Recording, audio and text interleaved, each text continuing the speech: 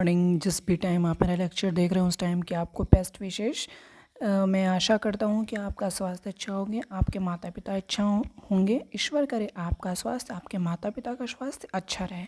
सो बच्चों, आओ अब स्टार्ट करते हैं हम अपना पीएच स्केल। ये मेरा एसिड बेस से रिलेटेड थर्ड लेक्चर है जिसमें मैं आपको pH scale, different kinds of acid and their uses पढ़ाऊँगा। ठीक है। सो आप हम स्टार्ट करने जा रहे हैं बच्चा पीएच स्केल। देखो, मैं पीएच स्केल को अलग से इसमें कुछ नोट्स बनाने जैसा नहीं है, इस वजह से मैं इसको एनसीईआरटी से एक्सप्लेन कर रहा हूँ। So now we are going to discuss. We know that each base indicators can be distinguish between acid and base. Obvious ही बात है, हमने भी ये जान लिया है कि हम एसिड और बेस को कैसे अलग अलग कर सकते हैं। इंडिकेटर्स मैंने बताया था ना, मिथाइल ऑरेंज, लिटमस पेपर, ये सब वगैरह। We have also learned in previous section about the dilution and decrease in concentration of H plus OH minus ions in solution.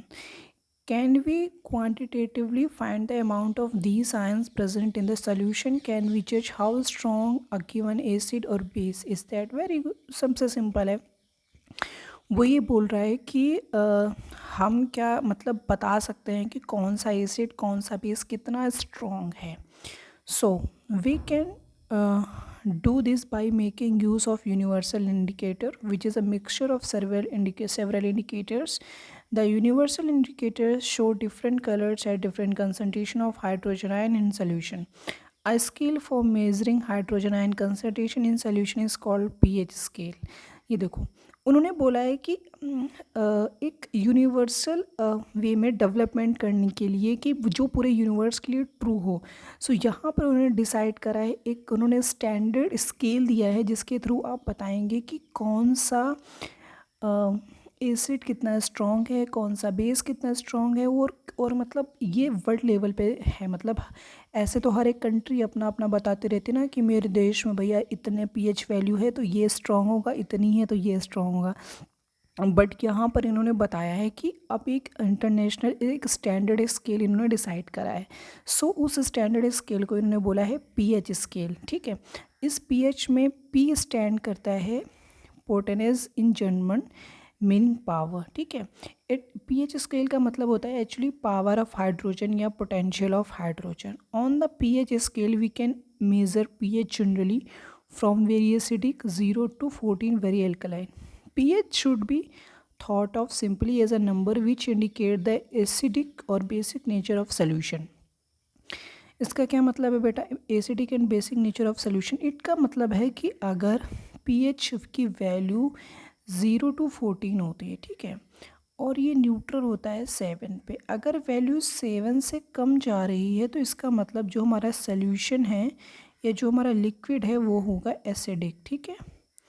और अगर 17 to 14 जा रही है तो वो इसकी तरफ होता है हमारा basic. More than 7 basic, less than 7 acidic. ठीक है। आगे देखो,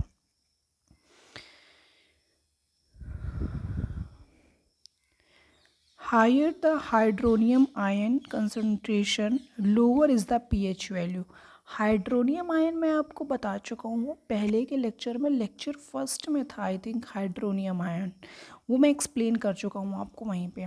the pH of neutral solution is 7। जो हमारा एक न्यूट्रल सोल्यूशन होता है उसकी जो पीएच वैल्यू होती है वो 7 होती है। Value less than 7 on the pH scale represent the acidic solution. मैंने बोल दिया कि अगर वैल्यू पीएच की 7 से कम होगी तो सोल्यूशन तुम्हारा एसिडिक होगा, और मोर देन 7 होगी तो सोल्यूशन तुम्हारा बेसिक होगा। ठीक है। As the pH value increase from 7 to 14, it represent an increase OH ion concentration in the solution. जैसे जैसे pH 7 से 14 की तरफ इंक्रीज होगा, 7 to 14 की तरफ इंक्रीज होगा, ये देखो इंक्रीज हो रहा है 7 to 14, यहाँ पे OH कंसनट्रेशन यानी कि इंक्रीज हो रही, that is increase in the strength of alkaline. ठीक है। उसके बाद क्या है, generally paper impregnated with a universal indicator is used for measuring pH. But यहाँ पे बेटा एक चीज़ देखने वाली है तुम्हारे लिए। देखो, ये increase H plus ion concentration, decrease in H plus ion concentration. जैसे जैसे pH वैल्यू बढ़ रही है वैसे वैसे H प्लस कंसनट्रेशन डिक्रीज होगा, H प्लस कंसनट्रेशन डिक्रीज होगा। ठीक है। इधर की तरफ जाएंगे तो डिक्रीज़ होगा, यानी कि 7 से जब हम आगे की तरफ जाएंगे तो H प्लस कंसनट्रेशन डिक्रीज़ होगा, और 7 से 0 की तरफ आएंगे तो H प्लस कंसनट्रेशन इंक्रीज़ होगा। आई होप आपको ये बात समझ में आ रही होगी। अब देखो बेटा, इसमें कुछ ज़्यादा डिफ़िकल्ट नहीं है, ठीक है, कुछ ज़्यादा डिफ़िकल्ट नहीं है। कुछ कुछ चीज़ों की पीएच वैल्यू बताई गई हैं, जैसे तुम्हारा प्योर ब्लड का पीएच वैल्यू 7.4 होता है, और सोडियम हाइड्रोक्साइड जो होता है, जिसको मैंने बताया था स्ट्रॉन्ग बेस होता है, ठीक है। NaOH नहीं बोला था मैंने, NaOH पहले के लेक्चर में एक्सप्लेन है सारी चीज़ें, वहाँ उसकी वैल्यू 14 होती है। और लेमन जूस जो होता है 2.2 होता है, गैस्ट्रिक जूस 1.2, ठीक है।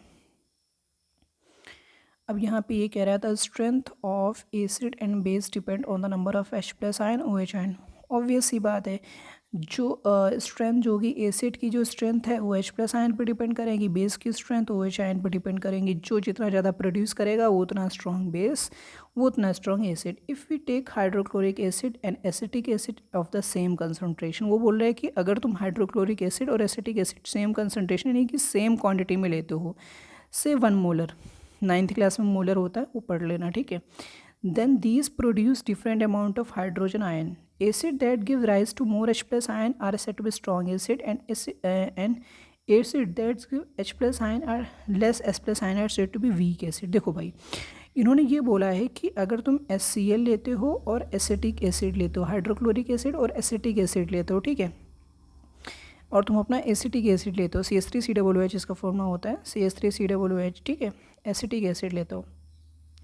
सो इन्होंने बोला है कि जो जितनी जल्दी H प्लस आयन रिलीज़ करेगा, जो ज़्यादा H प्लस आयन रिलीज़ करेगा वो हो जाएगा हमारा स्ट्रॉन्ग एसिड, ठीक है, और जो कम H प्लस आयन रिलीज़ करेगा वो हो जाएगा हमारा वीक एसिड। उन्होंने ये चीज़ बताई है। देखो, इसका कुछ ज़्यादा डिफिकल्ट नहीं है, इसका एक सिंपल सा मतलब समझो यहाँ पे कि जो एसिड जितनी जल्दी H प्लस आयन रिलीज़ कर देता है, जितनी जल्दी वो उतना ही, और जितना ज़्यादा रिलीज़ कर देता है, जितना ज़्यादा H प्लस आयन जो एसिड रिलीज़ करता है वो उतना ही ज़्यादा एसिडिक, और जो एसिड जितना कम H प्लस आयन रिलीज़ करता है वो उतना ही वीक एसिड होता है। पीएच स्केल का मतलब बेटा बस यहाँ पर इतना है, पीएच का मतलब ये है कि हम concentration of H plus ion, concentration of OH ion निकाल सकें पीएच स्केल से, ठीक है। पीएच स्केल से इसका एक फॉर्मूला होता है, जब आप थोड़ा अच्छी क्लास में आएंगे तब आपको पढ़ने को मिलेगा। पीएच की वैल्यू होती है minus log H plus ion, ये सब चीज़ें होती हैं, but log H plus ion इनका आपके सिलेबस में ऐसा कुछ यूज़ नहीं है, ना ही आपके बुक में दिया हुआ हो, इस वजह से मैं नहीं बता रहा हूँ ये सब चीज़ें। बस यहाँ से जनरल का एक मतलब समझो कि पीएच स्केल इस वजह से आया है ताकि हम कौन सा हमारा एसिड वीक है, कौन सा स्ट्रॉन्ग है, कौन सा बेस वीक है, कौन सा बेस स्ट्रॉन्ग है, ये सब चीज़ें हम निकाल सकें, बस इसलिए बताया। और बाकी इसका कोई ख़ास इंपॉर्टेंस नहीं है, तुम्हारी बुक में नहीं है, मतलब ऐसा इंपॉर्टेंस नहीं, इसका मतलब ये नहीं इंपॉर्टेंट नहीं है, इंपॉर्टेंट टॉपिक है ये, बट ये है कि तुम्हारी बुक सिलेबस में डिटेल में नहीं है, इस वजह से मैं नहीं बता रहा हूँ, ठीक है। नहीं तो मैं अलग से इसका वीडियो बना के क्वेश्चन प्रैक्टिस करा देता है पहले। जैसे कि जो हमारा स्टेट बोर्ड वगैरह होता है, यूपी बोर्ड वगैरह, उसमें देते हैं न्यूमेरिकल आते हैं, बट CBSE में इतना कुछ खास नहीं आता। सो इम्पॉर्टेंस ऑफ, मतलब इस टॉपिक पे न्यूमेरिकल नहीं आते खास, अब तो स्टेट बोर्ड में भी नहीं आते। Importance of pH in everyday life. Are plants and animals pH sensitive? Our body works with a pH range from 7.0 to 7.8, यानी कि हमारी जो बॉडी है वो वर्क करती है जब पीएच की वैल्यू 7.0 से 7.8 होती है। अच्छा काम करती है जब हमारी बॉडी मतलब ऑलमोस्ट हमारी body neutral to basic medium में वर्क करती है, या तो हमारी बॉडी न्यूट्रल मीडियम में वर्क करेगी या न्यूट्रल टू बेसिक मीडियम में वर्क करती है। ओवरऑल की इन्होंने बात करी है। Living organism can survive only in a narrow range of pH range. When pH of rainwater is less than 5.6 is called acidic rain.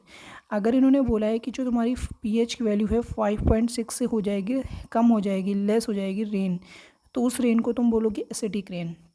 और वही भाई पानी की मतलब बरसात होगी तो पानी निकलेगा और वही पानी नदियों में जाएगा, और नदियों में जाएगा तो हमारा जो रिवर होगा वो भी एसिडिक हो जाएगा, और जैसे ही पानी एसिडिक होगा वैसे ही जो एक्वेटिक हमारा लाइफ है रिवर वगैरह में, नदी वगैरह में, उनकी लाइफ डेंजर में पड़ जाएगी, खतरे में पड़ जाएगी। आगे देखते हैं, what is the pH of the soil in backyard. देखो अब सॉइल का भी अपना पीएच दे रखा है।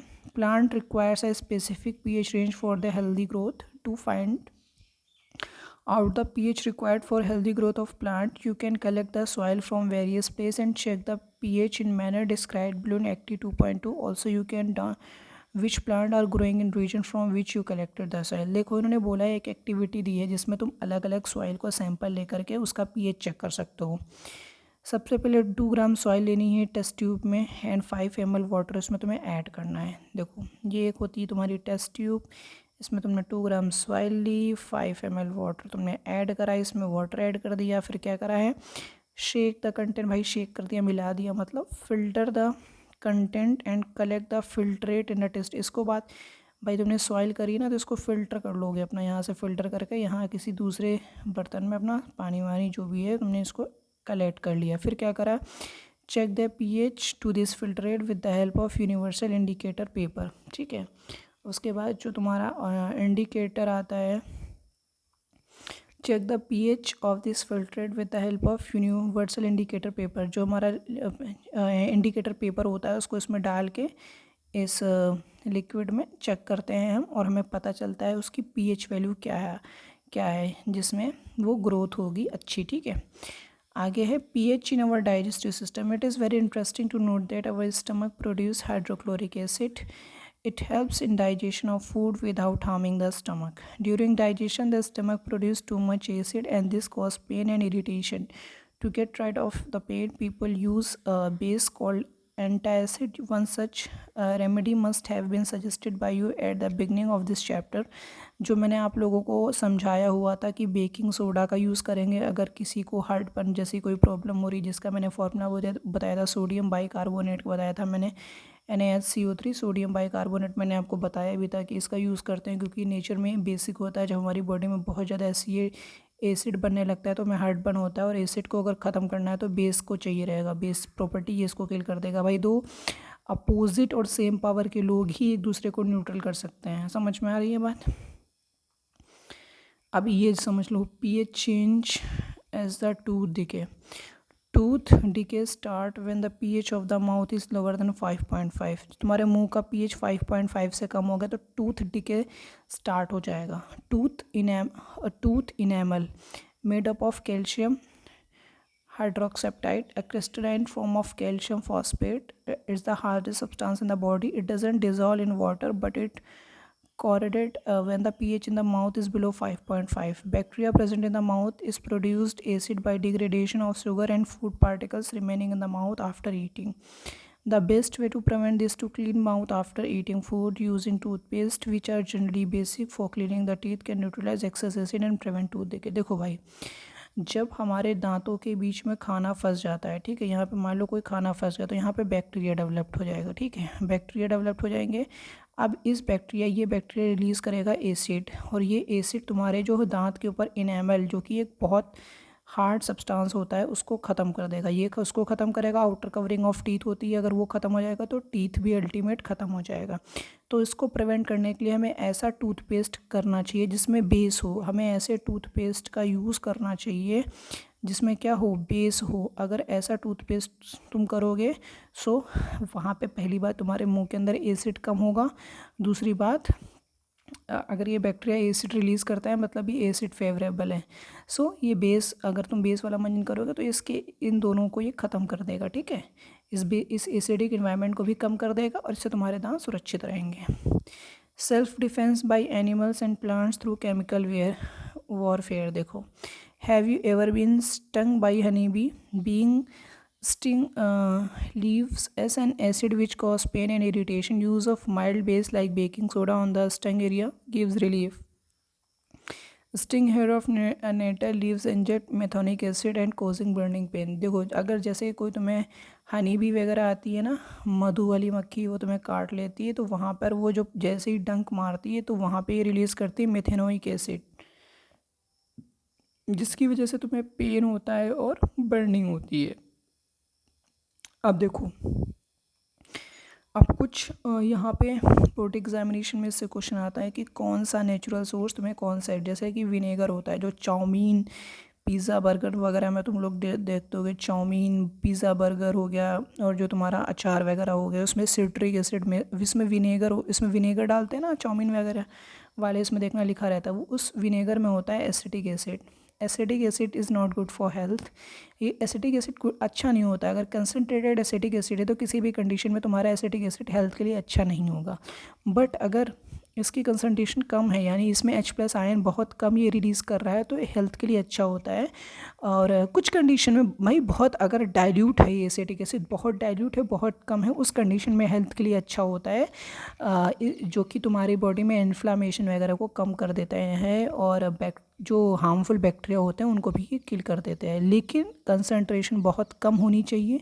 ज़्यादातर एसिटिक एसिड के हार्मफुल इफ़ेक्ट होते हैं, जैसे कि ब्लड सर्कुलेशन वगैरह में इशू क्रिएट करता है। उसके बाद तुम्हारा ऑरेंज होता है, ऑरेंज में तुम्हारा होता है सिट्रिक एसिड, और हमारा टैमराइंड होता है, इसमें होता है टार्टरिक एसिड। टमाटो में होता है ऑक्सैलिक एसिड। ये ऑक्सैलिक एसिड जो होता है बहुत हार्मफुल होता है हेल्थ के लिए, ठीक है, हार्मफुल होता है हेल्थ के लिए ऑक्सैलिक एसिड जो कि टमाटर में होता है। और इसके ये ऑक्सैलिक एसिड करता है क्या, न्यूट्रिएंट जो होते हैं ना उनको अब्जॉर्व करने में एक प्रॉब्लम क्रिएट कर देता है।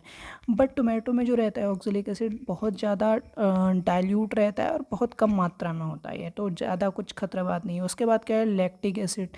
इसको खाने के बहुत फ़ायदे होते हैं। कर्ड में जो कि लैक्टिक एसिड पाया जाता है, ये डाइजेशन में हेल्प करता है, आपकी डाइजेशन वगैरह में हेल्प करता है। लेमन में सिट्रिक एसिड होता है, ये भी हेल्पफुल होता है कहीं ना कहीं डाइजेशन में। और एंटी स्टिंग में हमारा मेथोनिक आंट स्टिंग, जैसे कि चींटी वगैरह काट लेती है, और ये नेटल स्टिंग वगैरह होती है, इन समय मेथोनिक एसिड होता है। मेथोनिक एसिड पहले ही बता दिया भाई, वो पेन वगैरह कॉज कर देता है। सो ये जो मेरा वीडियो है ये बस pH स्केल और कुछ जर्नल चीज़ें हैं इसमें वो एक्सप्लेन करी गई हैं, कुछ खास नहीं है, इस वजह से मैंने इसको NCERT में एक्सप्लेन कर दिया था, नहीं तो मैं इसको अलग से नोट्स वगैरह बना के कर देता, ठीक है। अगर ये टॉपिक आपको समझ में आया तो अब मेरे को बता देना कमेंट में। अगर कोई डाउट वगैरह है, जो चीज़ आपको पूछनी है, तो आप इसको भी कमेंट कर सकते हो, ठीक है। Thank you very much, bye.